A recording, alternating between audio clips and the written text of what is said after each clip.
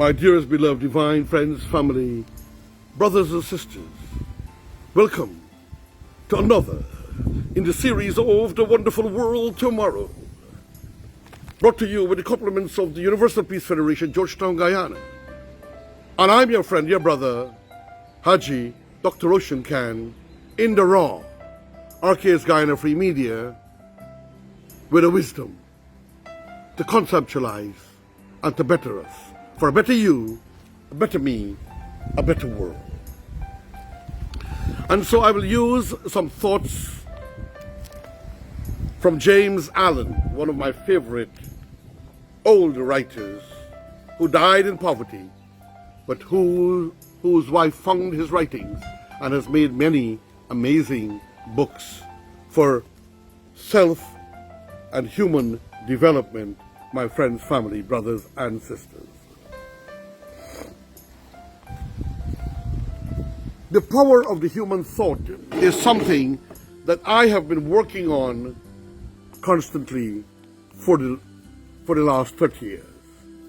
You see, what our thoughts become our words. And we know from our religions the power of words, which is why we are told to recite the name of God, recite Om Shanti, Allahu, Nuri Allah, whatever religion you may be, Jehovah, whatever you believe in, positive things, good things, think good things. I'm a peaceful soul, I'm one with God. Praise be to God, and so on. So I want to quickly read this out in one reading. Effect of thought on health and body. It's called psychosomatic powers of the human mind. Where through our mind we can heal ourselves and we can heal our universe. If we are to think good, peace, beauty, joy, harmony and love, yes, we can heal ourselves. The body is the servant of the mind. It obeys the operations of the mind, whether they be deliberately chosen or automatically expressed at the bidding of unlawful thoughts. The body sinks rapidly into disease and decay. At the command of glad and beautiful thoughts, it becomes clothed with youthfulness and beauty.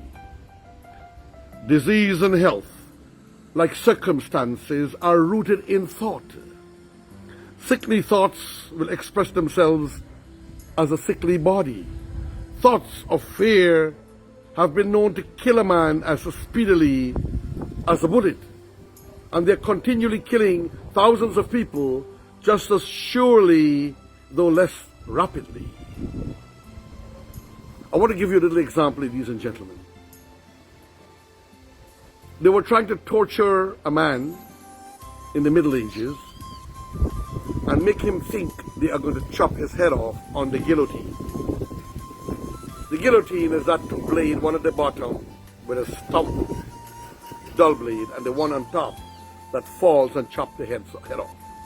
So they told him, they sentenced him, they blindfolded him, and they went and they put him on this guillotine. And they used their mouth and sound of other instruments to create the fall of the blade, but the blade was not dropped. And then they made the thump even of the sound of the head falling off.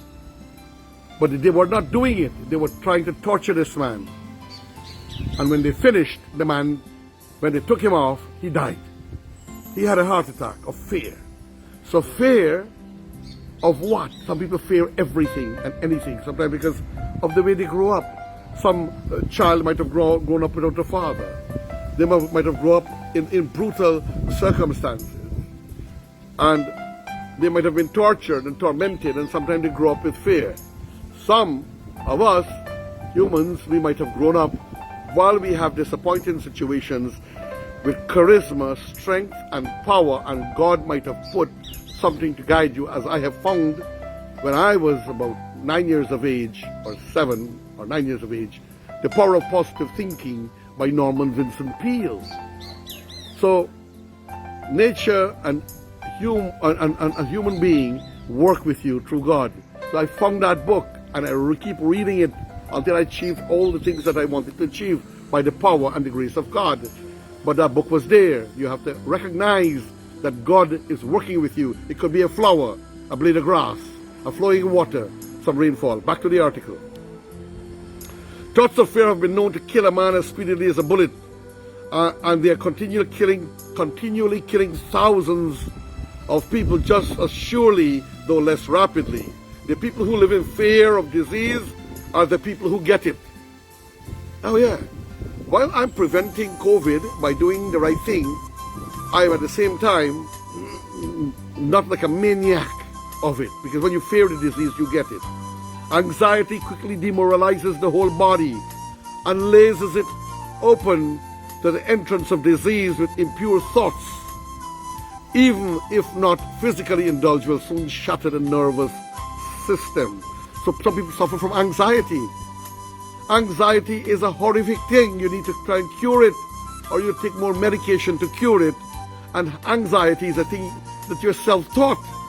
Why some people have anxiety when they had everything in life as a child. And some people who were tortured, tormented, beaten, murdered, hanged, gone after, destroyed, put in situations of deportations and harassment and difficulties and all kinds of things, managed to reach great heights because of the application of the human mind. And those who got all the comforts, all the love, all the pluck, all the pampering, they turn out to be negative. So why anxiety is a devilish thing and a hurtful thing, and it exists. Next. Strong, pure, and happy thoughts build up the body in vigor and grace.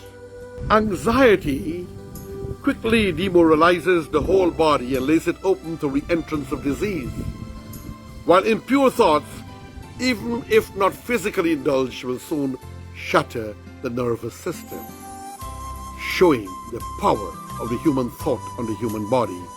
Strong, pure, and happy thoughts build up the body in vigor and grace. The body is a delicate and plastic instrument which responds readily to the thoughts by which it is impressed. And habits of thought will produce their own effects, good or bad, upon it. Men will continue to have impure and poisoned blood so long as they propagate unclean thoughts. Out of a clean heart comes a clean life and a clean body. Out of a defiled mind proceeds a defiled life and a corrupt body. Thought is the fount of action, life and manifestation. Make the fountain pure and all will be pure. I told you, ladies and gentlemen, earlier, your thoughts become your words. Your words becomes your actions, and then your actions again become your thoughts.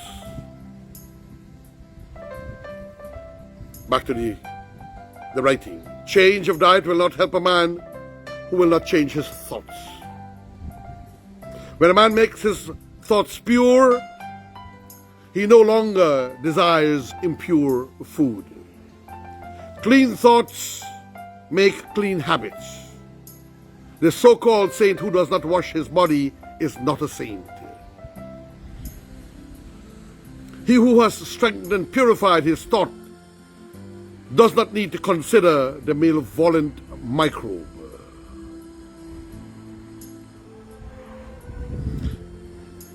If you would perfect your body, guard your mind. If you would renew your body, beautiful and beautify your mind. Thoughts of malice, thoughts of envy, disappointment, despondency rob the body of its health and grace. A sour face does not come by chance. It is made by sour thoughts. Wrinkles that mar are drawn by folly, passion, and pride. I know a woman, 96 years of age, who has the bright, innocent face of a little girl. I know a man well under middle age whose face is drawn into inharmonious contours, means it's like broken up with marks in his face. The lady of 90 is the result of a sweet and sunny disposition. The other is the outcome of passion and discontent, always vexed, always negating, always condemning, never a nice word for anyone. No matter how good the person is or how kind the person was, always something nasty and low to talk. So what do we expect, friends and families? To be a better me, a better you, a better world, we have to be, first of all, bettering ourselves. As you cannot have a sweet and wholesome abode unless you admit the air and sunshine freely into your rooms, so a strong body and a bright, happy, or serene countenance can only result from the free admittance into the mind of thoughts of joy and goodwill and serenity. What a beautiful writer, James Allen. That at times we have to open our windows and doors to let fresh air flow in to energize the house and ourselves. Same way we have to do some breathing exercise at times to feel great and beautiful. In the same way, we need to admit into the mind thoughts of joy and goodwill. Otherwise, the more we negativize, no matter how much we pray, no matter how much we put our head to the ground, no matter how much we run this minute to pray and bow, and we abuse and we curse and we attack and we have jealousy in our hearts, we are going to suffer the consequences of bitterness and failure. And in many cases, if we don't live it right, the universe will put it in such a way that the thing you love the most is the thing that will go bad to hurt you. So let us always do right and good things. On the faces of the aged, there are wrinkles made by sympathy. You can see that. You know who have had a sympathetic disposition by their wrinkles. Others by strong and pure thought. Others you will see pure wrinkles, and you can know this is a beautiful person. And others are carved by passion, vexatiousness, hate, jealousies. The thoughts is what creates the human and bring you even closer to God. Who cannot distinguish them?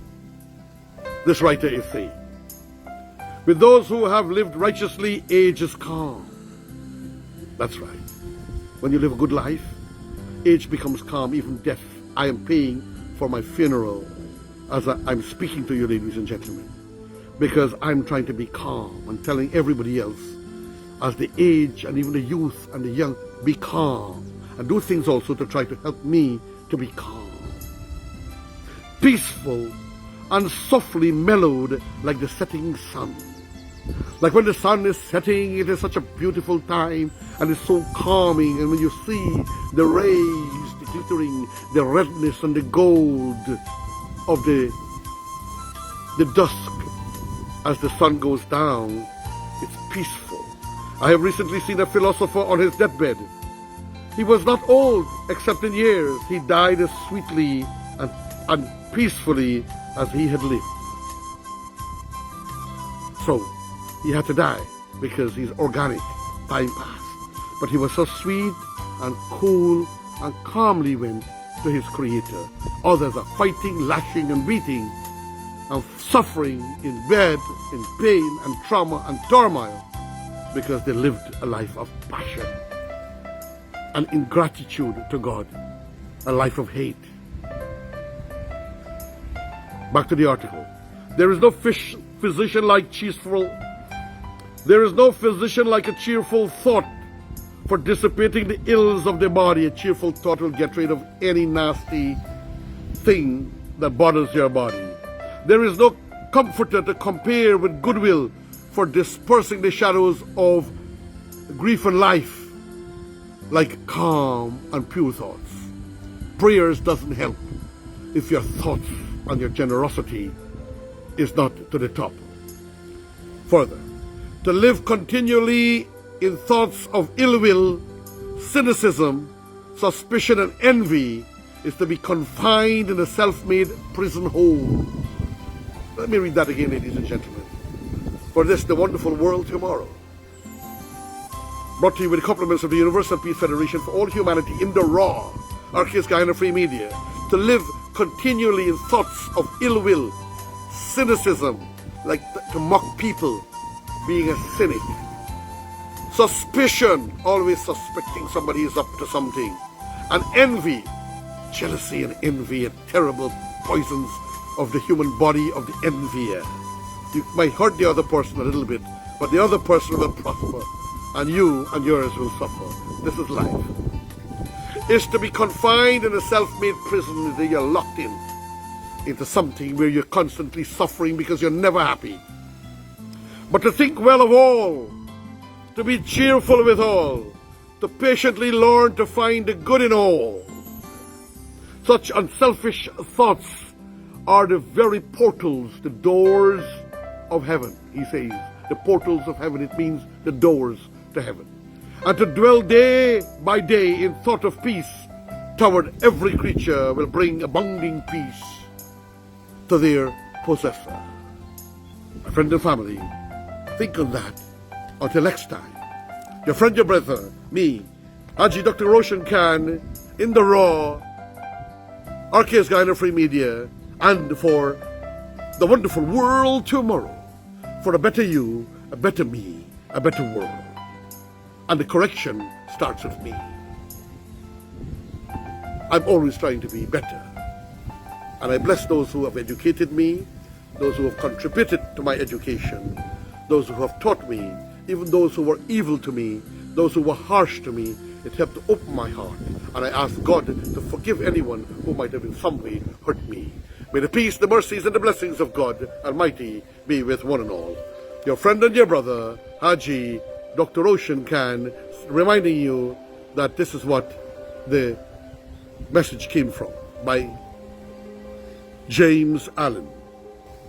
Thank you and farewell, friends.